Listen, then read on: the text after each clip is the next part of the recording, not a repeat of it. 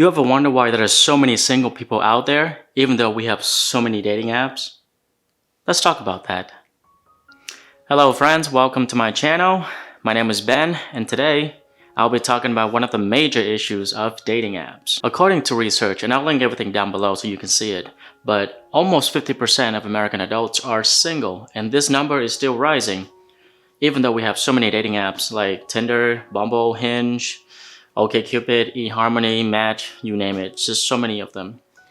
Keep in mind that other social media like Facebook and Instagram, they can also be used as dating platforms. If you're not aware, there's a huge discrepancy between supply and demand.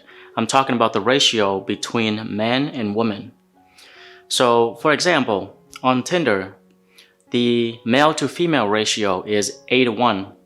That means for every 8 males, there's 1 female. And on Hinge, it's 5:1. On Bumble, it's 5:1 or 6:1, just to name a few. This means that let's just take an average girl and an average guy. For example, they go on these dating apps, let's just say Tinder.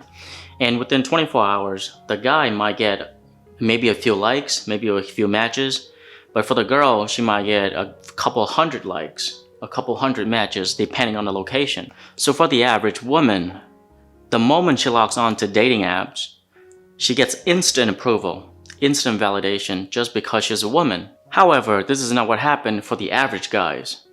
They go on Tinder and they swipe maybe a couple hundred times, and maybe they'll get a few matches back. And from those matches, the woman rarely responds because she is just bombarded with so many messages. In order for the guy to get a lot of matches, he has to be in the top 10%, because according to the dating site OkCupid, 80% of men are viewed by women to be below average. Now, if you think about that, 20%, the other 20% includes average men and good-looking men. I couldn't find any data on this, but I would argue that the top tier men, the good-looking men, are in the top 10% or maybe even 5%, but let's just say 10%. So realistically speaking, the majority of women only pay attention to the top 10% of men on these dating apps. Here's why. For women, every single like, every single match that she receives, that boosts her ego just a little bit. So when you receive thousands of likes, hundreds of matches, this level of abundance has led women's standards being extremely high. And when you receive that much attention from men, you'll certainly think of yourself as being very desirable. Therefore, they're more likely to reject or ignore the average guys while waiting for the top tier guy.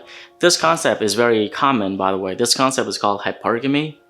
It means that women only date people who they view as the same or higher status than themselves. They're not really gonna date anyone who they view as lower status than themselves. Now you might be thinking, if women only pay attention to the top 10% of men, what happened to the other 90%? Well, the other 90% are considered average or below average, so they don't get a lot of matches because women don't really pay attention to them.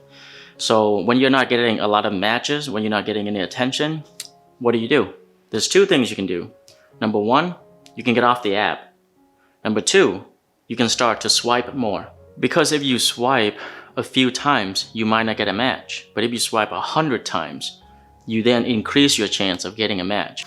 However, this particular behavior perpetuates a cycle, sort of like a positive feedback loop, in which you have the average men on one side are swiping a lot more, giving a lot of attention to the average woman, which then increase the women's standards. But in return, because of hypergamy, these women won't even pay attention to the average men. They only want the top tier men. And since the average men are not getting any attention or matches, they'll start to swipe more again, and thus giving more attention to women, which then again push the women's standards even higher. So we have this perpetuating cycle that over time really exaggerates the gap between men and women on these dating apps. So as a result, you can see dating apps were created to bring us closer to one another, but then ended up pushing us even further apart. Now, as a final thought, I want to leave you with this. So as we said earlier, the majority of women only pay attention to the top tier men, the top 10% of men. Do you think the majority of women will be able to get with the top 10% of men? With those top tier men? If yes, how? If not, why? That's something to think about. Till next time, stay curious.